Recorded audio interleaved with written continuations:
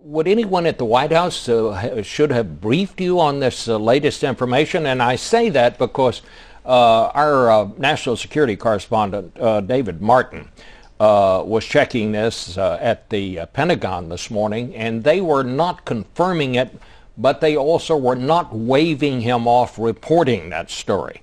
I find it interesting that the administration knew you'd be coming out on Face the Nation this morning, that somebody didn't give you a tip that there's some new information here. Well, you'd think so if there were new information. I just can't say, but I think this whole sort of deal has been one that the administration has kept very close, and in the eyes of many of us, too close.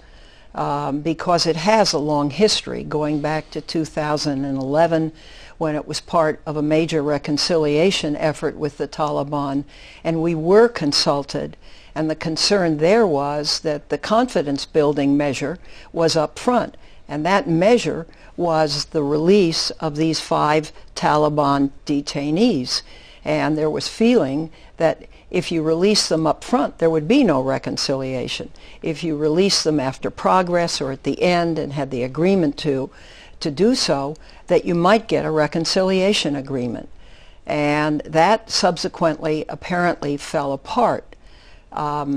So there are concerns over, and I heard John Kerry this morning say, you know, don't worry about them in Doha.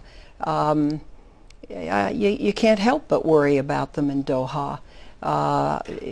And we have no information on how the United States is actually going to see that they remain in Doha, that they make no comments, that they do no agitation. And another rumor is one Taliban has apparently said that he would return to the battlefield. So it's a mixed bag at best.